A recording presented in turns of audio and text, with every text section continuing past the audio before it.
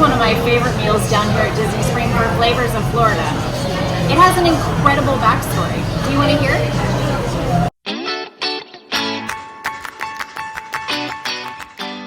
Bringing the food program together, I'd like to please welcome the Polite Pig culinary team of Chef Mike Wass, Chef Philip Pilberg, Chef Julie Petrakis, and Chef James Petrakis. Chef James, I want to start with you right now. Let's talk about it. You and I, we're standing in an elevator. Okay. I've never been to Polite Pig. You got to get me there. Tell me, what can a guest experience at Polite Pig? All right, so at the Polite Pig, you're going to be experiencing a modern barbecue kitchen and taps. So what that means, modern barbecue, is it's somewhat traditional barbecue, but we wanted to bring our style of cooking, which is utilizing local farmers and utilizing produce when it's in season to kind of to highlight the unbelievable barbecue that these gentlemen put out every single day. They're amazing. So we've got your typical brisket, your pork, all of that, but then we also have these amazing sides that these guys produce, and it accentuates the barbecue experience. It's a little different than a lot of barbecue places you'll see. With that, we paired beers from our brewery, which we brew in Winter Park, and then we have one of the larger bourbon bars around, over 200 bourbons. Right now, I think we have 5 single barrels that we have exclusive for Polite Pig from different bourbon houses. So you can almost get a full sit-down, upscale restaurant experience in a fast casual. So that's what you'd experience coming into Polite Pig. Oh, that sounds exciting. Now, also, you're not new to the Florida restaurant scene, so take us through your history with Florida and the restaurant business. Well, I'm going to let my wife, who's really the brains, beauty, and everything behind this whole thing, take this over, because I embellish everything and she'll just correct me, so I'll just let her start with it. Well, James is a smart man. We've been married for almost 20 years, so I've trained him to say things like that. So, well trained. We opened our first restaurant, The Ravenous Pig, in 2007 in Winter Park. And so some of you know it, maybe. That's awesome. And just a small kind of restaurant, family neighborhood restaurant. Never imagined that we'd be at Disney, but it's been amazing. We actually both were born and raised in Winter Park. Both went to CIA culinary school, upstate New York. Didn't know each other at the time. Met there. Both of our families were in Winter Park, and we wanted to come back here and expand the food scene a little bit. Oh, that is amazing. Yeah, my son-in-law and his wife met in culinary school as well. That's cool. Yes, indeed. Now, let's talk about this. Husband and wife team, how does that found success in the restaurant business, working together like that? So, let me go back real quick. I know it's hot, so I won't take too much time. But when we were at the CIA, and she walked down the halls, I had not seen many blonde girls in upstate New York for a while. And when I went up and talked to her, she said she was from Winter Park. I said, someone's smiling down on us. This is going to be a good team. And I've been chasing her ever since. So that's how we really got started. Wow. But no, when we started Ravenous Pig, we had been in New York together in Atlanta, and kind of feeling it out and seeing what we wanted to do. We wanted to come back. Both our families are here, so we said, let's go back to Orlando. Let's go back to where we started and do what we're going to do there. If it doesn't work, we'll go back to one of the big cities. And when we started, I don't think either of us missed a service for the first 5 years that we were open. And really, it's a balancing act, because she kept me under control and calmed everything down, and I ran around like a crazy person. And she just said, you stay in the back, I'll take care of everything. So it was a good balance. Yeah. Julie, you're like the anchor. You need the anchor, right? Oh, yeah, I like definitely. To just, calm it down a little bit. Yes, But, indeed. yeah. Now, chefs, we know you talk about sourcing food from local partners, right? So we talk about it a lot, but you know what? You did something a little different, and this is the first time we're doing this right now. You've actually invited some local food providers to join us today. So please welcome from Petal Honey Company, Drew Miller, and from Simple Seafood, Kelly Robert Probst. Yes. So here we go. So you know what? I want to talk from Petal Honey Company. I want to talk to you first, Drew. How did you get into the business of honey? Yeah, so I never planned on doing honey, but a few years ago I walked onto an apiary to buy honey. I'd heard that this apiary had kind of the honor system going, and I just loved that. We drove to Utah one time, and they had little produce stands where you just kind of put your money in, and I was like, I just love the purity of that. And so I went to this apiary, and sure enough, it was on the honor system. But I got to meet the owner and his wife that day, and he had asked. We just talked casually for about 30 minutes, and he had asked, "What do I do?" At that stage of my life, I was in transition. I'm like, I don't really know what I'm doing right now. But anyway, he's like, "Would you ever want to learn to run a honey business?" And I'm like, "That's a very weird question." and so he took my number. I didn't think much about it. A couple weeks later, he called and he asked, would I come and meet with him? So I worked with him for a few days and just started to have this passion for beekeeping, for packing honey, the whole honey industry, and it just became fascinating. And that's when the passion was born. Ended up running his business for a year and a half, loved it, and then he helped us to get our thing going. And so we've been doing it now for a few years now, and just love it. We love that we get to do it as a family. We get to work with nature. Yeah. There's just so much about it we love. So that's how we got into it. That's good. But Drew, I want to ask you one more question, okay? And it's about the honey. What makes the honey you grow distinctly Floridian? Yeah, so as we've gotten into the honey world, we've learned a lot. I'm still learning a lot. I don't know everything, but what I do know is that we like to work with the bees. We like to set them up for success. And so what we do is we just try to work with them. We try to allow them to forage on their own. When we do bottle the honey, it's single origin honey. And so if you think of honey like you would wine, it would be nuanced by the season if you don't mix it, if you don't blend it, if you don't heat it. And that's what makes it fun. You get to taste the differences from season to season. And so it's purely Florida. Most of it, not most of it, all of it comes from within 60 miles. Most of it comes from basically downtown and right outside of downtown. So, yeah. Now, I know you're not a medical doctor, but real quick, I have allergy issues, and somebody told me if you have allergies, the good thing to do is to actually eat local honey. Is that true? That is true, yeah. There it is. Thank you. That's all I need. Appreciate it. It saved me some money. All right. So we're gonna go to you, Kelly. Kelly, I love how you wore your boots just in case you need to get into the water. I'm most comfortable in them. So. I got you. Now, let's talk about this though. You're comfortable now, but you had a different career path. Let's talk about that. My wife is in finance. You went from finance to fishing. What happened there? Because that makes sense. It makes total sense. So I grew up in San Diego, and I love fish. Fish are so cool, and I love surfing. So my dad said, "You're not going to have a career in either of those, so stop it."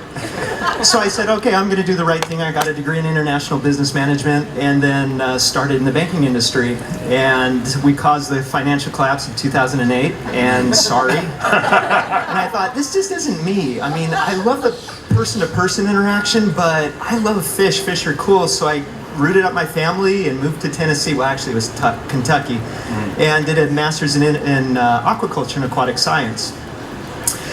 I had a USDA grant where I was linking fish farmers and high-end restaurants in the Louisville area. Okay. And I moved down to Florida, and one of the chefs said, "Hey, can we get real fish up there?" I said, "I don't know." So we walked down. I was down here in Florida. I'm actually in New Smyrna Beach. So went down to the docks. My first experience with the docks was, I'm just going to go ask fishermen, right? Makes sense. I'm walking down the dock, and one of the guys said, "If you walk to the end of that guy's going to shoot you." I went, "Okay, introduction to Florida." Oh my goodness. So working with them, and after time, I've met some of the neatest, most colorful, most fun people that, just amazing interactions. So that's kind of the history of it. And then met James. Geez, we met A long time ago. 10, 12 years At ago, least, something I think like you had that. just moved into Florida, yeah. Yeah, so it's been a while. Yeah. Yeah. Well, it was an amazing journey. Now let's talk about this. Let's talk about the shrimp, because we're going to be using that shrimp. What makes the shrimp from Key West so unique? Gosh, in the 1800s, they found out that they found gold in the water and started producing. The first year they did over 1 million pounds of shrimp once they discovered that they were actually there. The fisheries in Key West, there's all kinds of shrimp boats down there. And it's one ocean. They are all over the place. In certain times of the year they're off Texas, other times of the year they're all the way up to Virginia.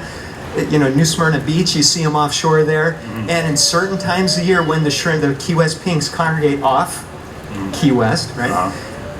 They're out there, and they're just a beautiful, buttery, sweeter than normal shrimp. The sizes are a little bit larger than normal. It's pink gold. It's really Pink unique gold. Florida gem that we have. So cool shrimp. And let's talk about locally sourced. One last question. How fast does the fish go from the ocean to here at Disney Springs?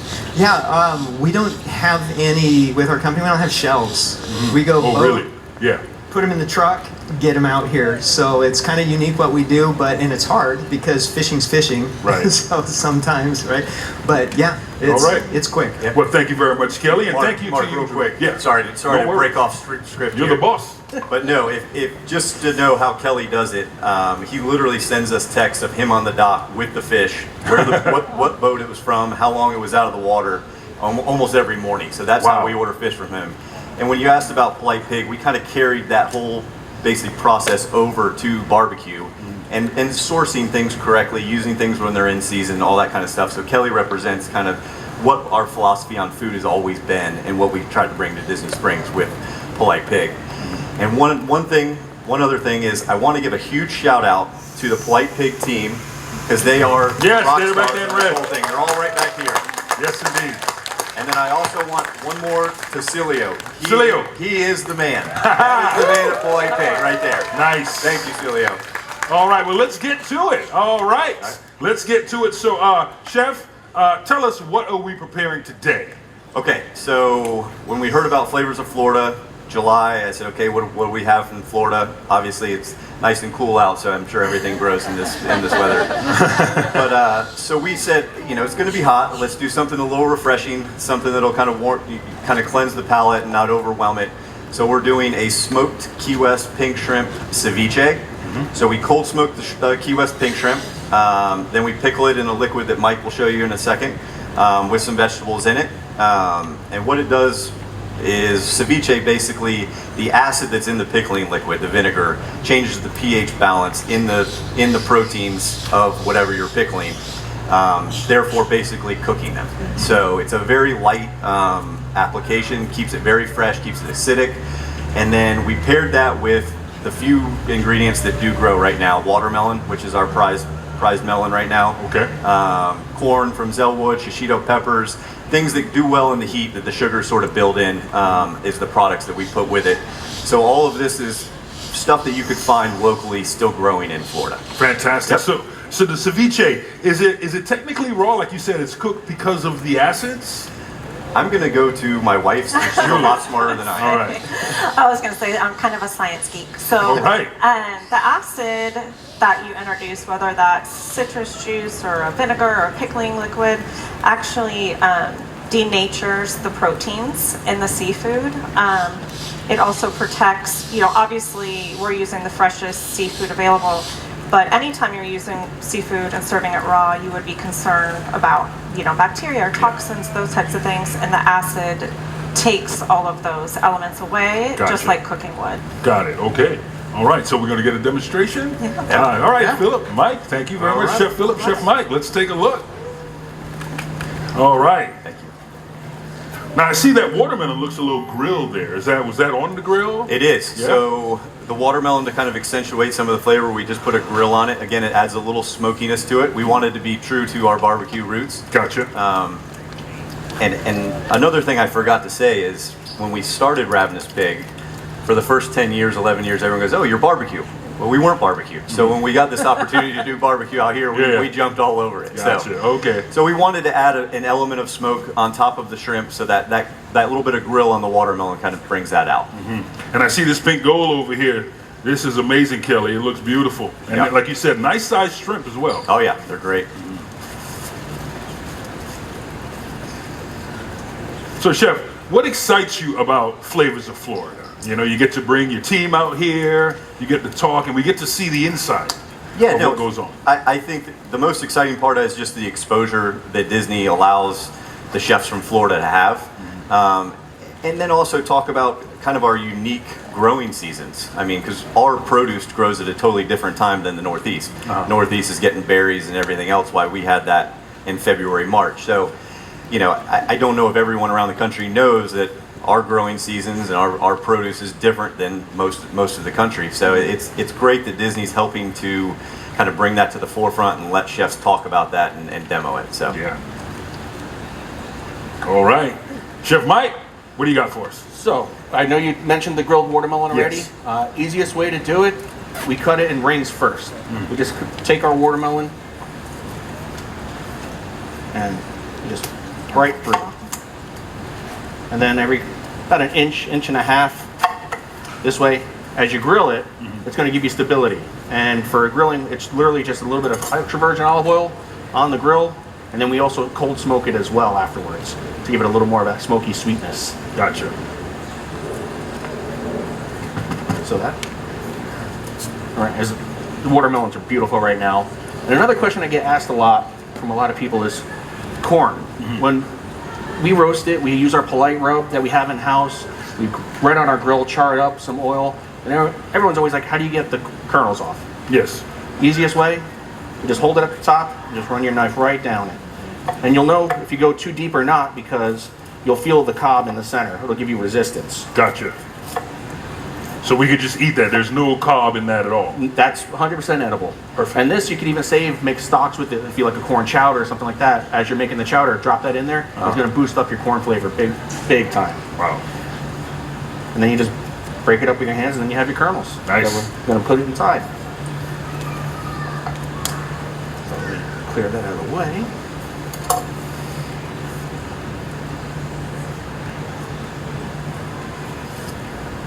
So to assemble the ceviche, very, very easy. Not complicated at all. Okay. You're basically just gonna build your brine, and then you're gonna add all your ingredients to it, and it comes together, and you just let it cure for 24 hours. So the first thing we're gonna add is our beautiful petal honey. As they were saying earlier, the Key West shrimp are very nice, sweet, delicious. We're gonna offset the acid a little bit, give a little more sweetness. And this will give a little more of a floral flavor in the cure as well. We'll get into that shrimp. Again, that local honey. And then we got our juices. We've got lime juice. Fresh squeeze is always better. It will take you a little more time if you're doing it at home, but I'll tell you 100% of the time it's worth it. Why is fresh squeezed better? Because a lot of drinks also call for fresh squeezed. Well, Is it preservatives in the other one? exactly. Got it. Preservatives, and also as it sits, it loses intensity and flavor. Got it. So if it's sitting in your fridge for a week, it's not going to taste the same as when you first squeezed it. Got it. And this is something you have to preset. Like you said, 24 hours after you mix this, it has to sit. Depending on the thickness, if you're using like a thicker cut of fish, you're going to have to go a little longer. But with the size of the shrimp that we have, 24 hours is perfect timing. If you go anything longer than that, they're going to end up being tough because it's going to go too far. It's going to overcook it, just like if you would overcook it sauteing it, grilling it at home. Gotcha. And we're just going to add a little bit of, we're just going to build flavors now in different dimensions. So I've got extra virgin olive oil, a little bit of Worcestershire, a little bit of red wine vinegar. It's another form of acid, but it just will give a different dimension of flavor. And something I like to put in mine, traditionally it's lime juice, red onions, seafood, very simple, but I like to build extra flavor on top. So I made a little bit of roasted garlic. Oh, roasted garlic. Okay. A lot of people use just straight, regular, fresh garlic. I like roasting it. It sweetens it up, and it also doesn't give you that long aftertaste of garlic. 3 hours later, you still have that garlic in your mouth. Roasting it helps mellow that out for you. And then we also have a little bit of our own hot sauce that we make in house. We call it our Hot Mary sauce. And then some spices along those lines. So we've got a little cumin, some smoked paprika, since we're going that little barbecue twist. Got it. And some chipotle powder as well. Okay. And then after that, you're just putting everything inside.